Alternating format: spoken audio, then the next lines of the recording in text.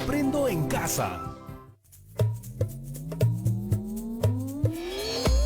Bienvenidas y bienvenidos a un nuevo episodio de Aprendo en Casa, dirigido a estudiantes de cuarto de secundaria.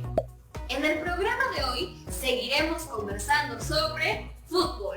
Sí, a estas alturas debemos ser expertos y expertas sobre quiénes son las leyendas del fútbol peruano.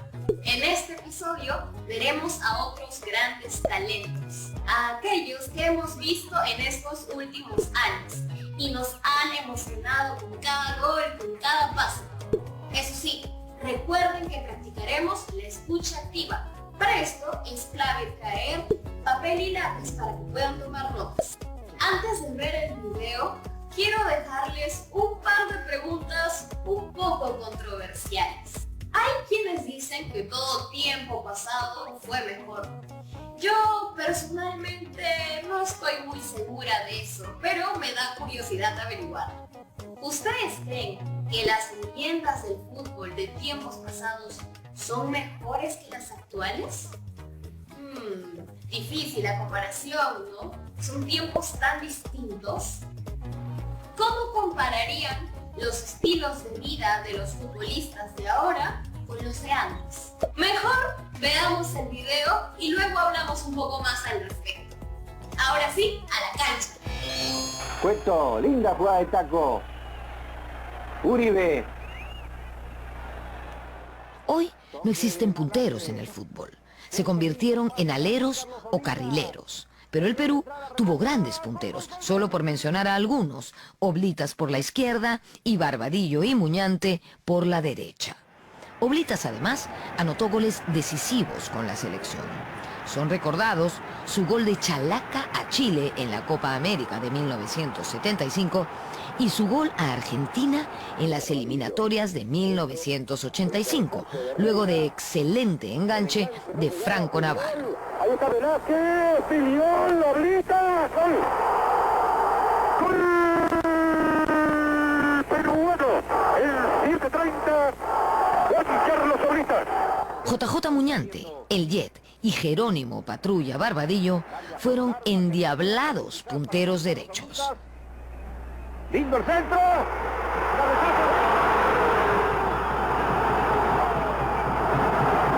Quesada. A la derecha está Muñante, el Jet, Muñante, JJ, Juan José. Amaga, tira. Va a pegarle zurda, lo hace.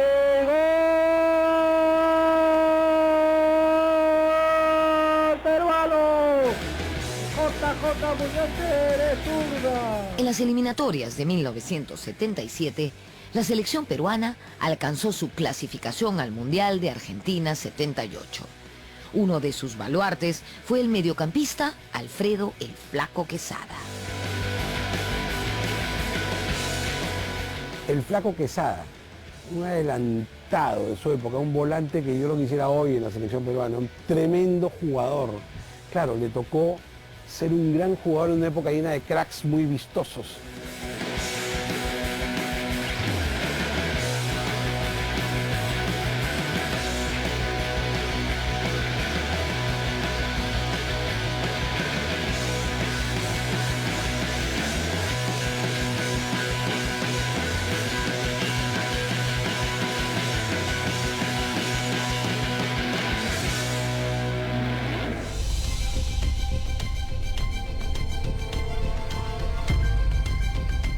Teófilo Cubillas fue un 10 de ensueño, tanto en el club de sus amores, Alianza Lima, como en la selección peruana en sus casi 2 décadas de trayectoria. Mediocampista hábil, inteligente y goleador nato, además de guapísimo, por cierto. Es considerado por muchos como el mejor jugador de la historia de nuestro fútbol. Debutó en 1966 en Alianza Lima y se convirtió en el artillero de la temporada. Pero, ¿de dónde nace su apodo? El apodo del Nene. Bueno, dicen que estaba viajando a Bolivia para jugar y se le acercó la azafata a preguntarle qué quería tomar. Pero Perico León se adelantó y dijo: el Nene quiere su vaso de leche. Y desde entonces se quedó con ese apodo que lo acompaña hasta el día de hoy. Ahora rebote. Y Cubillas desde el borde del área completa el segundo gol peruano. Cubillas fue campeón sudamericano en 1975 y en esa campaña le anotó un golazo a Brasil en Belo Horizonte. En los mundiales de México 70 y Argentina 78 anotó 10 tantos.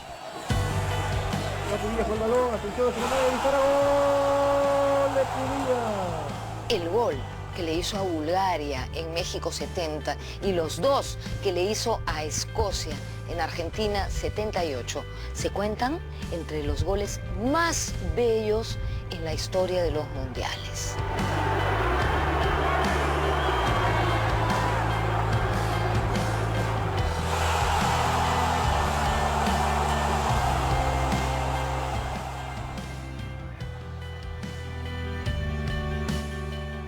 Increíble el Nene Cubillas.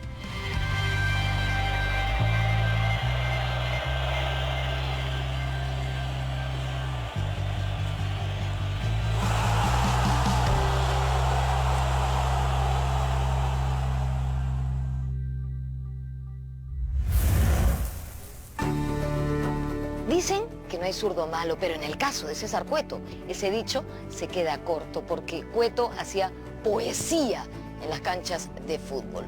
Por eso fue bautizado como el poeta de la zurda. Recupera Uribe, Velázquez. Cueto, linda jugada de taco. Cueto fue un mediocampista fino, tenía una zurda mágica y además tenía gol.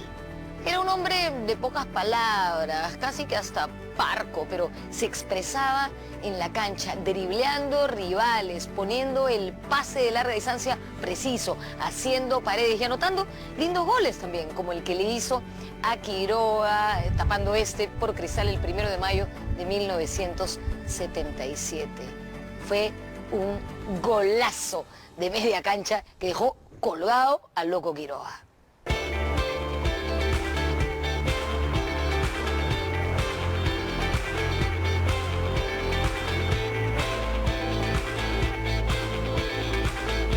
César Cueto alcanzó la consagración definitiva en la primera fase del Mundial de Argentina 78.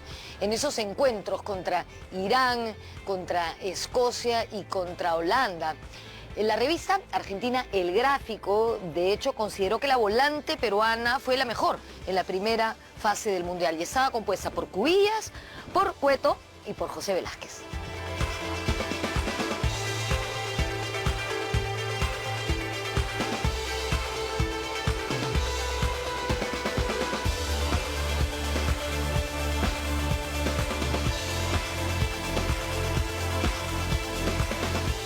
José Velázquez es el típico patrón, ¿no?, del fútbol peruano, el capataz en la cancha, ¿no? Muy técnico, con bastante gol, de cabeza sobre todo, muy ordenado. José Velázquez empezó como back centro en Alianza y jugó en esa posición unos 5 o 6 años. Marcos Calderón es el que lo adelanta en Alianza del 7-5 y lo hace jugar de volante en Alianza, en la Copa América y después en el Mundial 78, ¿no? Cueto. José Velázquez arriba. Alcanza a cabecear, pero la pelota sale desviada junto al poste derecho, fuera del terreno. Era un jugador muy importante, ¿no?, en el campo, ¿no? Imponente, con biotipo, con personalidad.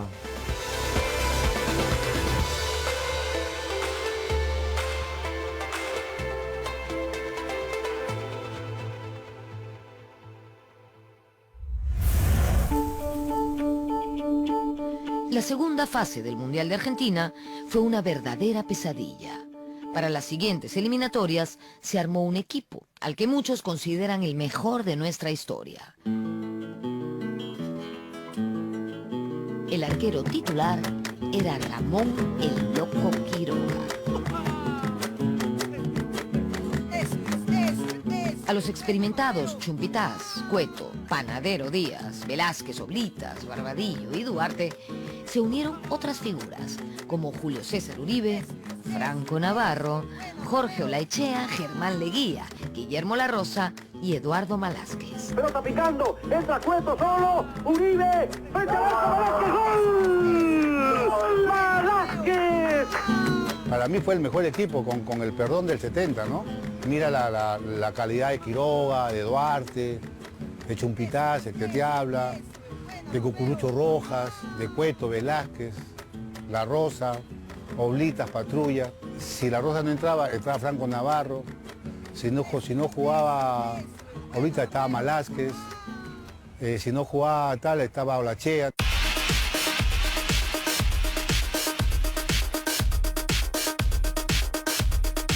El mejor equipo en el que he estado de todo esa selección, como tú dices, no estaba uno, entraba otro y ese equipo caminaba. Tenía una banca que no lo ha tenido ninguna selección, ¿no? Atacando Perú. Uribe atento, le guía para tirar de larga distancia. ¡Gol! Quien entrara jugaba bien, ahí era divertidísimo jugar al fútbol. Terminaba el partido y tú preguntabas, ¿ya acabó? Excelente cortada de Germán Leguía para Julio César Uribe y el segundo tanto para el equipo peruano queda... Uno de los mediocampistas peruanos más talentosos de todos los tiempos ha sido sin duda Julio César Uribe, el Diamante, ídolo de Sporting Cristal, club donde debutó en 1975 a los 17 años. Dueño de una exquisita técnica y de una mentalidad siempre ganadora, era un jugador hábil, elegante, de corte vertical, siempre de frente al arco rival. En 1981, cuando ya había campeonado 2 veces en Sporting Cristal, fue elegido como el tercer mejor jugador sudamericano por una encuesta realizada en el diario uruguayo El País. ¿Saben quiénes ocupaban el primer y el segundo puesto? Bueno, imagínense, el primero, Maradona, y el segundo, el brasileño Zico. Ese año, el Diamante fue estrella en la clasificación de Perú a España 82, haciendo un extraordinario partido ante Uruguay, donde obtuvimos la victoria en el Estadio Centenario. Ese fue un partidazo, y ese era un equipazo.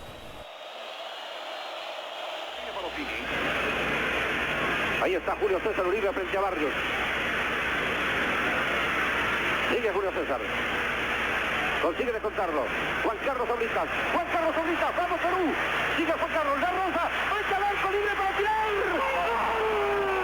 Cuando le ganamos a Uruguay en Montevideo 2-1, en donde él estuvo soberbio realmente. Julio César Uribe. Amaga hacia el área. Lo marca Blanco. Falta de Moreira. Uribe tiene que haber sido el último gran jugador que surge aquí en el fútbol peruano. Sigue Uribe con la pelota. Paseo en el Centenario de los blancos y rojos de Perú. Y nosotros le dimos un gran baile. Bueno, este servidor fue uno de los 11 privilegiados que formamos parte de la selección, con otros 11 privilegiados que eran las alternativas, porque teníamos una gran selección. Esto no es solamente de 11, sino de 25 jugadores. Sigue el juego. Julio César Uribe. Jugamos sin complejo y demostramos superioridad. Tocando Barbadillo, Velázquez. ¡Atención, puede haber gol! ¡Entra Uribe, tira! ¡Gol! ¡Gol! ¡Gol! Conseguida la clasificación a España, la selección nacional emprendió una recordada gira preparatoria. En ella se jugaron memorables partidos, como el que sostuvimos en París frente a Francia.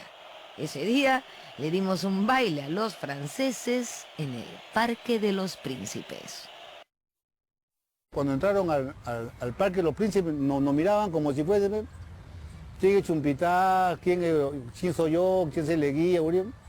Pero al momento que comenzamos a jugar y lo apretamos, a los 30 minutos del primer tiempo se dieron cuenta de la calidad de jugadores que yo. 45.000 personas en una noche un poquito fresca. ¡Gol peruano! ¡Gol de Juan Carlos Oblitas! Gran jugada de La Rosa entregando para Juan Carlos Oblitas. En esa época era uno de los grandes de Europa, ¿no? Nosotros nos acordamos de Girés, Rochetotti, Ganá, Fernández, Platini, equipazo, ¿no? Y le ganamos con absoluta autoridad, o sea, siendo casi todo el partido superior a ellos, jugando sin complejos, atacando, generando posibilidades de gol, desesperándolos. Cuando hubo que meter pierna fuerte, metimos pierna fuerte. Y... Recupera Uribe, Malásquez. Cueto, linda jugada de taco. Uribe, Toque de Malásquez. Cueto, lindo pase para Juan Carlos Oblitas. Peligrosa entrada, remata. ¡Gol, gol, gol, gol! En aquella gira destacó un habilidoso volante, el cocoliche Germán Leguía. Germán Cocoliche Leguía perdiendo frente a Beloan.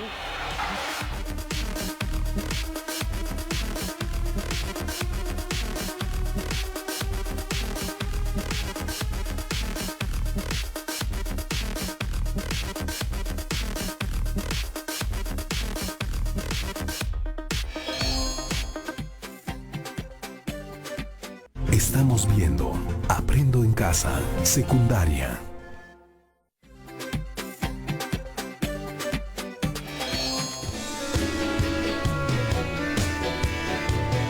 Antes de empezar el Mundial del 82, se integró a la selección Teófilo Cubillas, quien no estaba en su mejor momento y desequilibró al equipo. Julio César Uribe debía reemplazar, suceder a Teófilo Cubillas.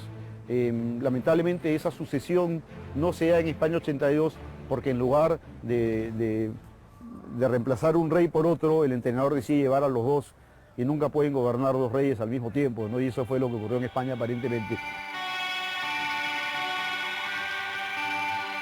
En España se jugaron 3 partidos y no se obtuvo ninguna victoria. Lo más destacable fue el empate a 1 con Italia, equipo que a la postre se convirtió en el campeón. El gol peruano fue anotado por el aguerrido zaguero y capitán del equipo, Rubén Toribio, el Panadero Díaz. El gol de Italia fue algo emocionante porque yo no lo grito tanto.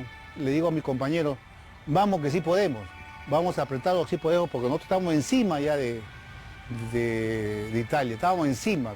Si nosotros hubiésemos apurado un poquito más, le ganamos a Italia.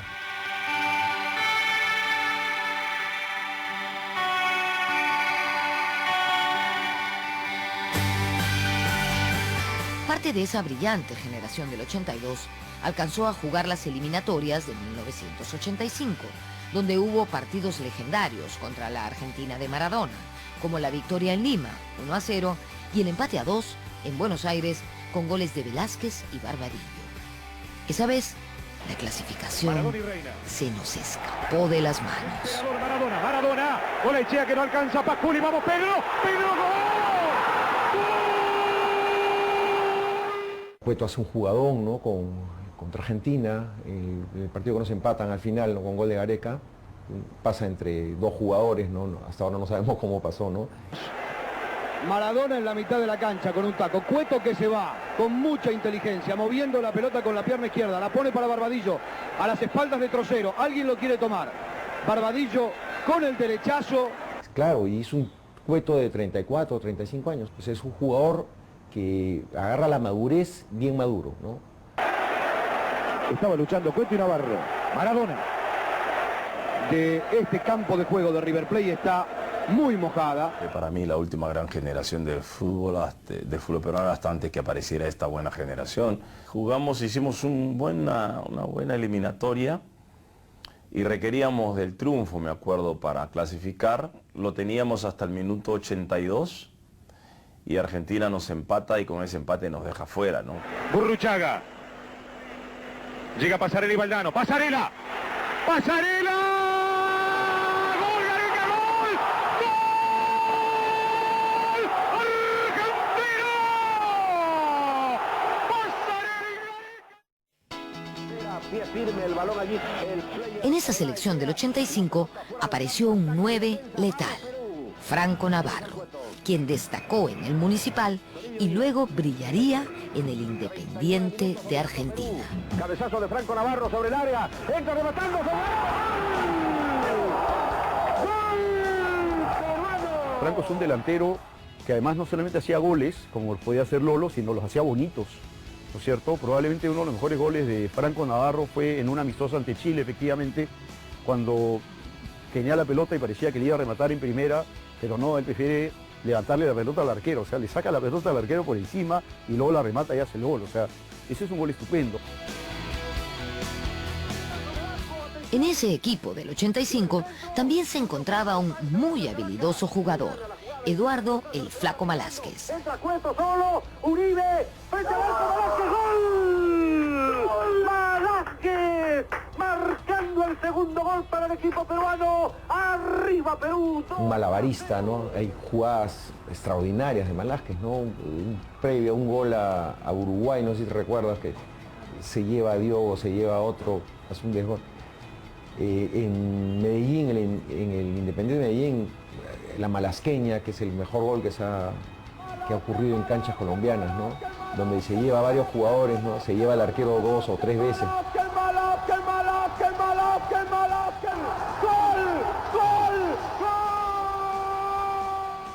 En 1992, el Sport Boys del Callao jugó la Copa Libertadores y le hizo un gran partido al poderoso Nacional de Medellín. Carlos Cuquín Flores tenía 18 años y era un futbolista vertical, hábil, pero lamentablemente díscolo. El partido que Cuquín hizo en Medellín por Copa Libertadores de América con la camiseta del Sport Boys del Callao es solo comparable al partido que hizo Charles en la Bombonera contra Argentina. Un jugador extraordinario que definió el partido con su talento, con su fútbol, pero además con eso adicional, los volvió locos. Debió ser él el reemplazante de todas estas estrellas, de Uribe, de Cubillas. Él tenía que llevar la batuta. Lamentablemente se fue por otro lado, pero cuando Carlos Cuquín Flores quería jugar, lo hacía brillante, y en ese partido en Medellín fue el mejor de la cancha, sin duda alguna. En 1997, Sporting Cristal alcanzó el subcampeonato de la Copa Libertadores, con figuras como Roberto el Chorrillano Palacios, Julinho, Flavio Maestri, Jorge Soto y Norberto Solano. Ese equipo de Cristal sería la base de la selección que ese mismo año, 1997, se quedó sin clasificar al Mundial solo por diferencia de goles. Años después, el 2003, Cienciano del Cusco obtuvo la Copa Sudamericana y el 2004 la Recopa Sudamericana. Aquel fue un cuadro solidario, mentalmente fuerte y supo vencer a grandes equipos como River Plate, Santos y Boca Juniors. En esa década destacaron los logros a nivel individual del extraordinario goleador Claudio Pizarro, quien ganó varios títulos con el poderoso Bayern de Múnich. Es un jugador de equipo internacional, de gran valía, es quizás el jugador de más triunfos internacionales en el fútbol peruano, ¿no? Pero en la selección, pues no, lamentablemente, de repente no tenía pues a los jugadores que tenía en el Bayern, ¿no? Al costado, ¿no? Y para poder anotar, ¿no?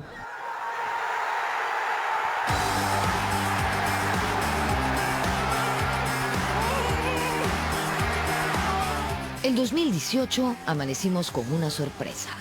Perú volvió a clasificar a un mundial luego de 36 años.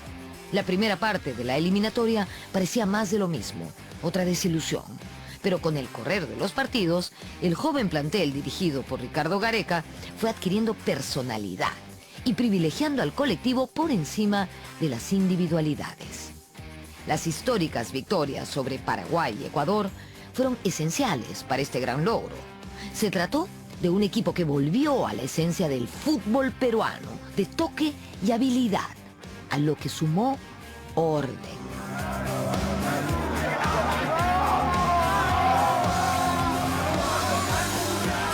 No, ese equipo a mí me encanta. Te digo que es el que más se parece al 82. Juega muy bien al fútbol. A mí me encanta cuando tocan la pelota y van por abajo. Esa jugada que le hicieron a Croacia o a Nueva Zelanda o a Uruguay o a Argentina y mira contra quiénes jugaron, ¿no?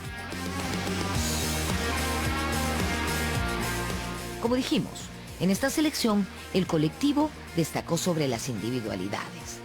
Sin embargo, podemos mencionar a jugadores como Cristian Cueva, André Carrillo, Oreja Flores, Tapia, Farfán y la figura de nuestro capitán, Paolo Guerrero.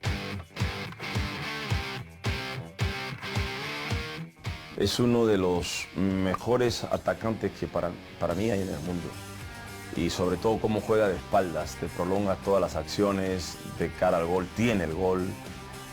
Si tiene que dar pase lo da, promueve acciones en situaciones muy difíciles.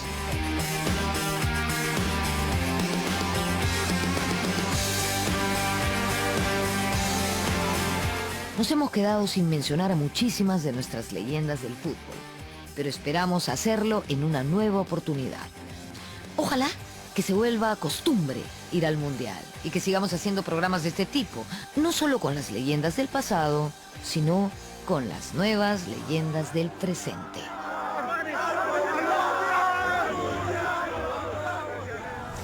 El fútbol es lo más importante entre las cosas menos importantes. Eso lo dijo Jorge Valdano, un ex jugador de fútbol argentino.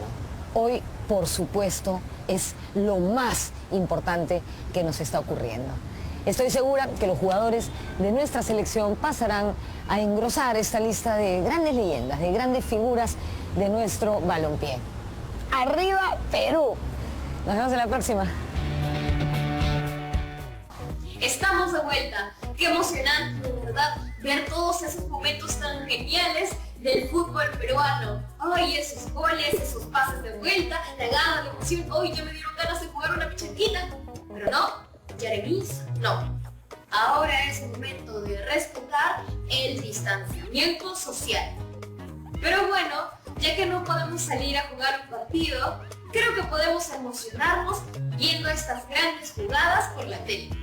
Hay quienes piensan que ser deportista es fácil, pero nada que ver. Hay que esforzarse un montón y entrenar duro para llegar a ser una leyenda. Y eso no solo es en el fútbol.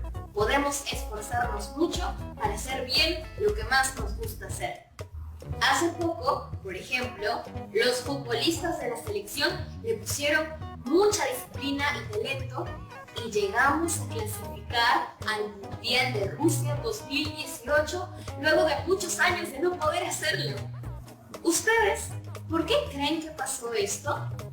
Les dejo esa pregunta para que la piensen y también un reto. Escuchen bien. La idea es que a partir de los jugadores que hemos visto en estas dos sesiones, armen su selección peruana ideal, en la que podrán combinar jugadores de distintas épocas. Luego, imaginen que ese era el equipo que iba al Mundial en Rusia. Deberán escribir un cuento narrando lo que podría haber sucedido en el Campeonato Mundial con este conjunto de jugadores.